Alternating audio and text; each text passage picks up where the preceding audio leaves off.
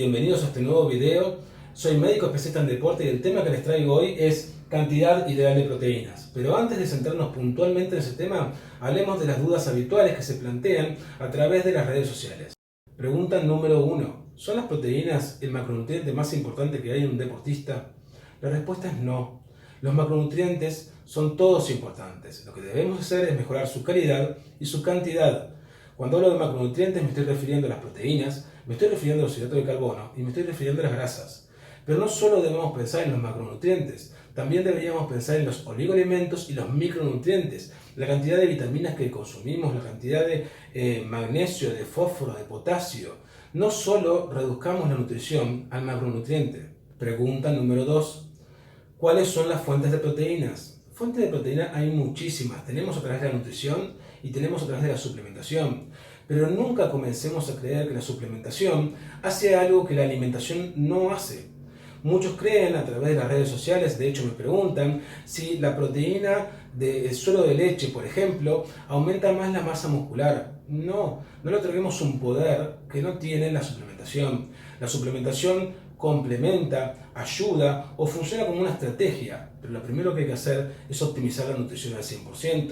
Y cuando hablemos de fuentes de proteína, tenemos que estar pensando en carnes en general, incluye pescados, incluye pollo, incluye carne roja, inclusive carne de cerdo, podríamos incluir a los huevos, podríamos generalizar e incluir a los lácteos, inclusive podríamos incluir a las legumbres para aquellas personas que solo comen una alimentación vegana o una alimentación vegetariana. No solo a través de las carnes o de los alimentos de origen animal consumimos la proteína. El suplemento proteico debe ser siempre considerado como una estrategia. Si yo necesito que una persona consuma X cantidad de proteínas y veo que por su día, por sus necesidades, no va a llegar a hacerlo a través de una fuente alimentaria, entonces coloco a través de una estrategia un suplemento. Pero el suplemento no supera ni en calidad, ni en cantidad, ni en efecto a la alimentación. Es una estrategia. Pregunta número 3. Si consumo mucha proteína o si consumo más proteína de la que debo, ¿lo voy a lograr más rápido? ¿El músculo va a crecer en menos tiempo? La respuesta es no. Nosotros debemos consumir la cantidad ideal de proteínas que requieren, por ejemplo, nuestra composición corporal, nuestro objetivo, nuestro deporte, etc. No es consumir mucho, es consumir la cantidad ideal. Y voy a poner un ejemplo para que se entienda.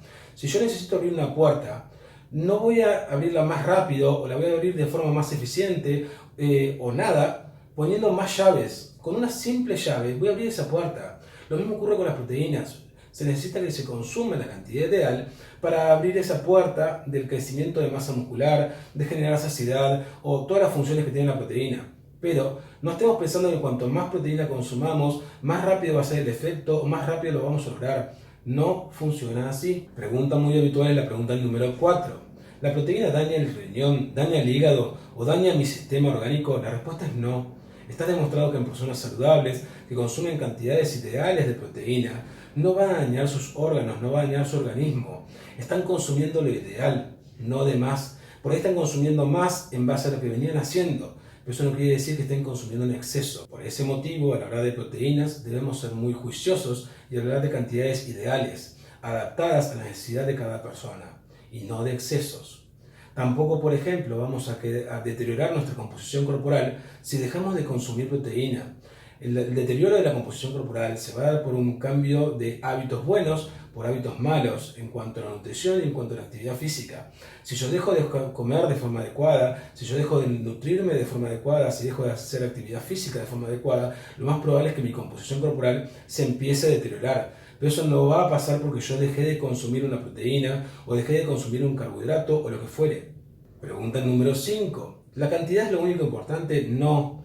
También depende de la distribución diaria que yo haga de esa cantidad de alimentos al día. Lo que quiero decir es que hay muchas personas preocupadas por hacer un aporte proteico, por ejemplo, post-entrenamiento, cuando sabemos que lo ideal sería que se haga una buena distribución de la proteína en el día. Y no solo debemos tener en cuenta las cantidades, sino también la calidad de esa proteína. Vamos a poner un ejemplo para que se entienda. Si X persona debiera consumir 1.6 gramos kilo día de proteína, lo más probable es que esa distribución de 1.6 sea en su desayuno 0,4 gramos kilo, en su almuerzo 0,4 gramos kilo de proteína, en su merienda lo mismo, en su cena lo mismo, y si entre su cena y su horario de descanso nocturno pasa mucho tiempo, por ahí podría meter otra colación de 0,4 gramos kilo de proteína por día. Ahora, si esa misma persona, en vez de estar consumiendo 1.6 gramos por kilo por día, y eso se va a ver, eso es lo que vamos a ver después, debiera consumir 2.2 gramos kilo de proteína por día, por ahí esa distribución le quedaría corta. Entonces, en vez de distribuir 0,4 gramos kilo de cada comida, distribuiría, por ejemplo, 0,55 gramos kilo en cada comida. Y esto es lo que se vio en el último estudio que se publicó esta misma semana, que lo publicaron gente como Alan Aragon y Brad Schoenfeld. Otra de las dudas habituales es si yo tengo que cambiar la cantidad de proteínas que consumo en periodos de volumen o en periodos de hipertrofia o periodos de aumento de masa muscular, y eso sería diferente a lo que tendría que consumir de proteínas en periodos de déficit o de bajar la grasa corporal o de definición, que es lo mismo. La respuesta es no, porque en periodos sobre todo de definición o de bajar mi grasa corporal, yo voy a pretender no perder nunca masa muscular y en lo posible tratar de ganarla. Entonces, no hay diferencia entre, o no debería haber tantas diferencias entre lo que consumimos en periodos de volumen de masa muscular y periodos de definición de la grasa corporal. Básicamente las cantidades deberían ser exactamente las mismas. Bien, y ahora vamos al punto central que motivó este video de cuántos gramos de proteína debería consumir una persona por día. Eso lo vamos a evaluar en cuanto a la actividad que haga esa persona y también lo vamos a evaluar, en este caso puntual, con sus kilos totales, es decir, los kilos que presenta en la balanza. Esta tabla también se podría edificar no solo con sus kilos totales, sino también solo con su masa magra, es decir, sacando la grasa que tiene. Pero, como la mayoría de la población utiliza para controlarse la balanza, la tabla la vamos a hacer un poquito simple. La población general, es decir, la población que no hace actividad física, debería estar consumiendo aproximadamente entre 0,8 y 1,2 gramos de proteína por kilo de peso total al día. Entonces, normalmente, si tuviéramos que esto traducirlo en cuánto debería comer en el día, sería, supongamos que esta persona X pesa 70 kilos, cada uno hará su cálculo en cuanto a lo que pesa. 0,8 por 70 kilos, que es lo que pesaba, me va a dar 76. Y si tuviera que consumir 1,2 gramos de proteína por kilo por día, haríamos 1,2 por 70 y me va a dar 84. O sea, que en la población general debería estar consumiendo entre 76 y 84 gramos de proteína en todo el día. Voy a tratar de hacerlo más fácil todavía para que se entienda. Una persona de 70 kilos que se le plantea consumir, vamos a redondear el número, 80 gramos de proteína por día, lo que podría hacer es en su desayuno consumir 20 gramos, en su almuerzo consumir otros 20 gramos, en su merienda consumir otros 20 gramos y en su cena otros 20 gramos, y de esa manera completaría 80 gramos que necesitaba de proteína por día, a través de las fuentes que habíamos mencionado previamente. Ahora, si esta misma persona, en vez de ser un sedentario, hiciera deportes recreativos, la ciencia plantea que más o menos debería consumir entre 1,5 a 2 gramos de proteína por kilo por día. Traducción para una persona de 70 kilos sería entre más o menos 105 a 140 gramos de proteína por día. Y después, si fueran 100, volvemos al principio, 25, 25, 25, 25, me van a terminar dando 100. Si esta persona hiciera, por ejemplo, un deporte de resistencia, debería consumir aproximadamente entre 1,2 y 1,5 gramos de proteína por kilo por día, que se traduciría entre 84 y 105. Si esta persona hiciera un deporte de potencia, sería aproximadamente 1,5 a 1,8 gramos de proteína por kilo por día, que sería un total de 105 a 126.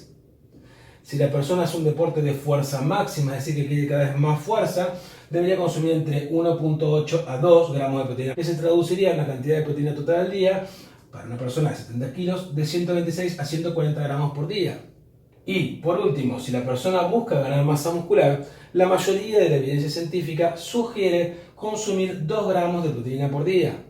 Algunos también sugieren hasta 3, y muy pocos autores sugieren inclusive más, pero la mayoría recomiendan entre 2 a 3 gramos de proteína por kilo de peso por día, que sería traducido en una persona de 70 kilos, 140 a 200 gramos, 210 gramos de proteína en todo el día.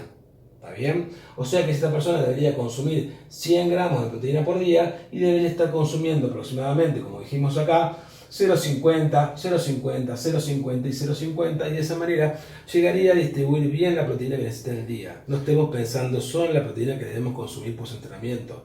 Tratemos de concentrar nuestros esfuerzos en mejorar nuestra distribución diaria y hacer dosis isoproteicas de la proteína en el desayuno, en las colaciones, en los almuerzos, en la merienda, en la cena.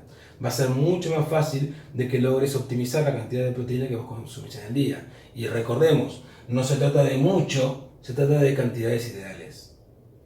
Espero que este video te haya servido, espero que haya sido corto y breve, que haya sido por sobre todo claro como intento hacer siempre. Si te gustó mi video, te voy a agradecer un like y que te suscribas a mi canal para recibir notificaciones. Mi nombre es Jim Extremo y como siempre te invito a que no pares y no te conformes.